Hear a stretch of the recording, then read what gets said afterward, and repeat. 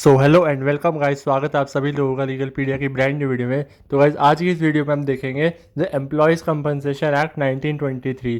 तो आइए देखते हैं कौन कौन से टॉपिक हम इस वीडियो में कवर करने जा रहे हैं।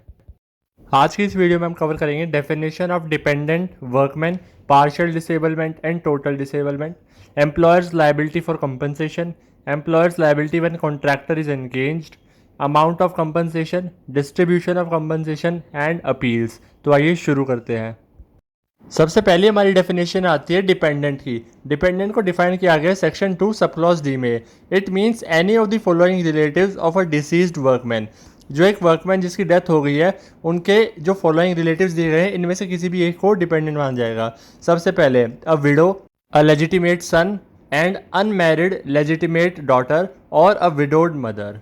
Second, if wholly dependent on the earnings of the workman at the time of his death, a son or a daughter who has attained the age of 18 years and who is infirm।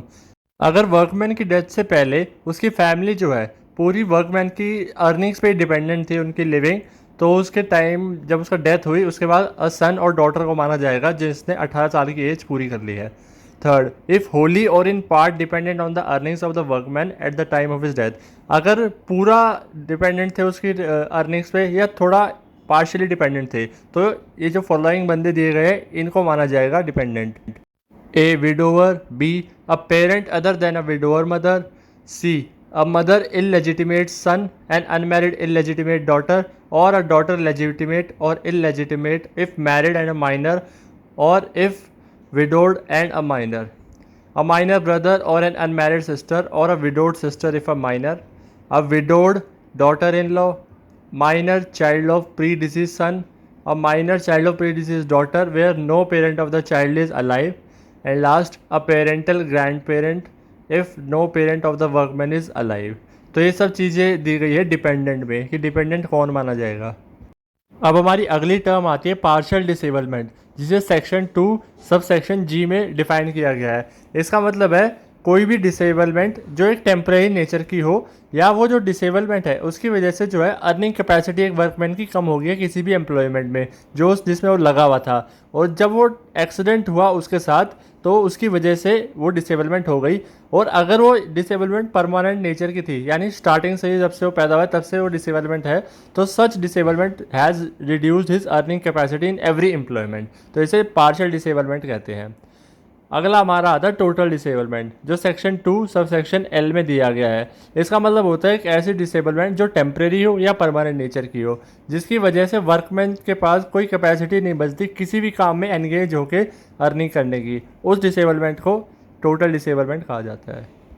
आइए अब देखते हैं workman क्या होता है। Workman को define किया गया है सेक्शन 2 सब क्लॉज एन में। Workman means any person other than a person whose employment is of a casual nature, मतलब जिसकी एम्प्लॉयमेंट अगर कैजुअल नेचर की हो या फिर वो एम्प्लॉय किया गया हो किसी और चीज़ में जो एम्प्लॉयर्स ट्रेड और बिजनेस से अलग हो।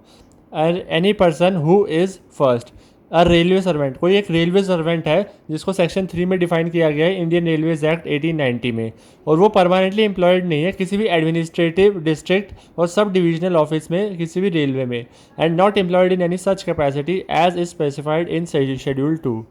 Second, employed in any such capacity as is specified in schedule 2, भले ही उसकी कॉन्ट्रैक्ट ऑफ एम्प्लॉयमेंट जो है वो इस एक्ट के पास होने से पहले बनी हो या बाद में, या फिर वो कॉन्ट्रैक्ट एक्सप्रेस्ड हो, इम्प्लाइड हो, ओरल हो या रिटन हो, वो बट डज नॉट इंक्लूड, मतलब उसमें कोई भी इंक्लूड नहीं किया जाएगा एक ऐसा पर्सन जो आर्म फोर्सेस के लिए काम कर रहा हो। अगला हमारा टॉपिक आता है employers liability for compensation.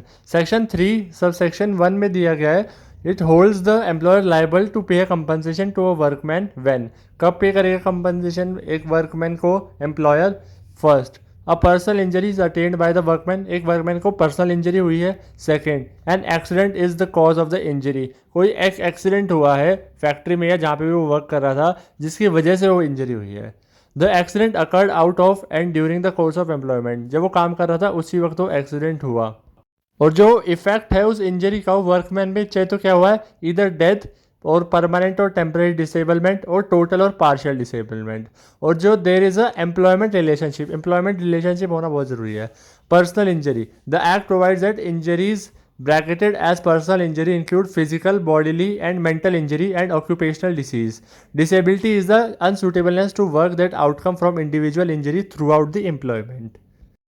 Accident arising from और ड्यूरिंग को द कोर्स ऑफ एम्प्लॉयमेंट, ज़्यादातर ये माना जाता है इस चीज़ को कि जब कोई बंदा काम कर रहा था एम्प्लॉयमेंट के दौरान, उस एक्टिविटी के साथ जो एक्सीडेंट हुआ उस वक्त वो इंजरी हुई, उसका रिजल्ट जो है ये माना जाएगा कि एक्सीडेंट अराइजिंग फ्रॉम या during the course of employment. इसके साथ साथ इसमें ये भी मतलब होता है that the injury does not necessary have to be connected directly to the results of the accident. Injury directly connected हो एक्सीडेंट के साथ ही जरूरी नहीं हो, इनडायरेक्टली भी कनेक्टेड हो सकती है। Situations when employer isn't liable for compensation, आइए कुछ सिचुएशन देखते हैं जब एम्प्लॉयर जो है कंपनसेशन के लिए लाइबल नहीं होगा।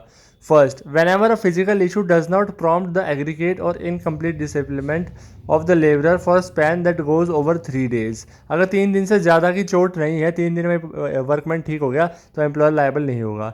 Second, at the point when a physical issue which doesn't prompt demise that was set off by a mishap is a after effect of, मतलब जो फिजिकल इशू हुआ है वो जो मिस हैपनिंग हुई है उसी का इफेक्ट हो, ऐसा अगर नहीं हुआ कि उस एक्सीडेंट की वजह से ही नहीं हुआ वो इंजरी, तो फिर वो नहीं माना जाएगा एम्प्लॉयर को liable.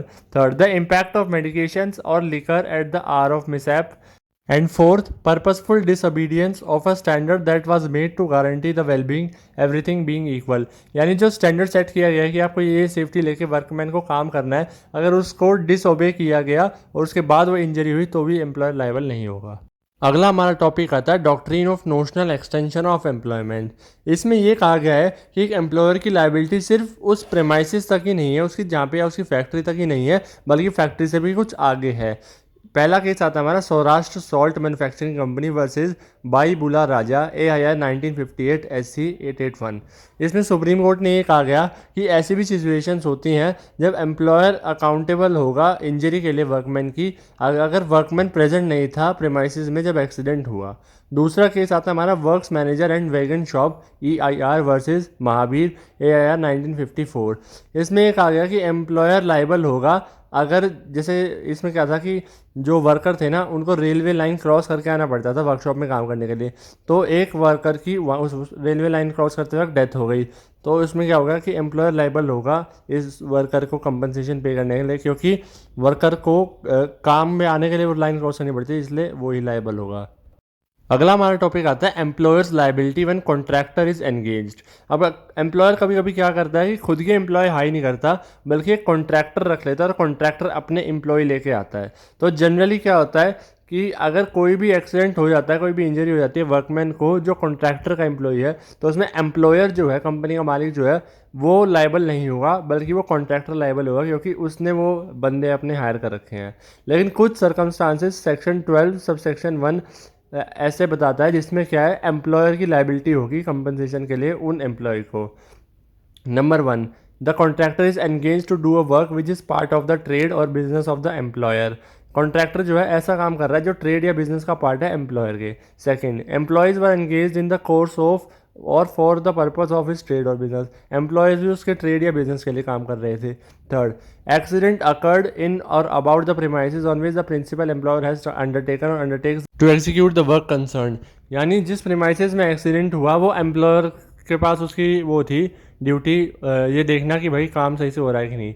Fourth, the amount of compensation shall be calculated with reference to the wages of the employee under the employer by whom he is immediately employed। Compensation का अमाउंट जो है वेजेस पे डिपेंड करेगा। And fifth, under section 12 of the act the liability to pay compensation is on the principal. अब हमारा अगला topic आता है amount of compensation. First, when death results from the injury, in case the employees dies an amount equal to 50% of the monthly wages multiplied by a factor as per given in the schedule 4 of the act और ₹80,000 is given which ever is more, चाहे तो 80,000 दिया जाएगा या फिर 50% of the monthly wages, ये amount उसको दिया जाएगा अगर उसकी डेथ जो है इंजरी से हुई है। Second, where permanent total disablement result from the injury, अगर इंजरी से परमानेंट टोटल डिसेबलमेंट हो गई है तो उसमें क्या होगा कि जो total disablement amount the amount is given 60%, चाहे तो 60% ऑफ द मंथली वेजेस या फिर ₹90,000 जो उनसा ज़्यादा होगा। और third, when permanent partial disablement results from injury, injury की वजह से पार्शियल डिसेबलमेंट हो गई वो भी परमानेंट, तो इसमें क्या होगा the compensation provided is equal to disability as 60% और ₹90,000। अब हमारा अगला टॉपिक आता है डिस्ट्रीब्यूशन ऑफ कंपनसेशन। कंपनसेशन जो है एम्प्लॉयर जो है एम्प्लॉय को डायरेक्टली पे नहीं करेगा। अगर एम्प्लॉय की इंजरी की वजह से डेथ हो गई है तो क्या है, और लमसम अमाउंट में भी पे नहीं करेगा, मतलब एक ही दम पे नहीं करेगा, उसको किस्तों में पे करेगा। इसमें क्या है कि एम्प्लॉयर जो है डायरेक्टली कमिश्नर को जाकर डिपॉजिट करेगा अपनी पेमेंट जो उसको कंपनसेशन देना है। अगर कमिश्नर फिर देखेगा कि भाई कौन डिपेंडेंट है, इसका क्या सिस्टम है, और जो टोटल अमाउंट है वो 3 मंथ्स ऑफ जो उसके वेजेस थे एम्प्लॉय की जो जिसकी डेथ हो गई है उसके 3 मंथ्स के वेजेस के इक्वल होना चाहिए, और जो अमाउंट है जो कमिश्नर को दिया जा रहा है वो ₹10 से कम नहीं होना चाहिए। और जो रिसिप्ट है कमिश्नर की वो ये इसकी ड्यूटी डिस्चार्ज कर देगी एम्प्लॉयर की कि हाँ भाई इसने अपना अमाउंट पे कर दिया। अब कमिश्नर आगे जिसको पे करना चाहे उसको पे करेगा, जो कमिश्नर को लगेगा कि हाँ भाई ये इसका डिपेंडेंट है, इसी को पे करना चाहिए, तो कमिश्नर उसको पे कर देगा। आज की इस वीडियो का हमारा लास्ट टॉपिक आता है अपील्स। सेक्शन 30 में अपील्स के बारे में बताया गया है। An appeal may lie to the high court by following the orders of the commissioner. A lump sum amount as compensation is awarded as an order and redemption of the half the monthly payment is away. An order may refuse to allow gain or a half monthly compensation. Distribution of compensation by order among the family members of the deceased or disallowing of any claim of a person. An appeal lies when there is a judgment passed by the court but the employee और his dependents are not satisfied and they appeal। मतलब अगर जो commissioner का order है या कोई भी judgement पास कर दी गई है कोर्ट के द्वारा, उससे अगर सेटिस्फाइड नहीं है डिजीज की फैमिली जो है, तो वो जाके अपील कर सकती है हाई कोर्ट में। ये सेक्शन 30 में प्रावधान दिया गया है एम्प्लॉयज़ कंपनसेशन एक्ट 1923 में। तो गाइज़ आज की इस वीडियो में इतना ही। अगर आपको वीडियो अच्छी लगी हो तो वीडियो को लाइक कर देना, चैनल पे न्यू हो तो चैनल को सब्सक्राइब कर देना, और कमेंट में जाकर ज़रूर बताना आपको वीडियो कैसी लगी। Till then thank you for watching, good bye.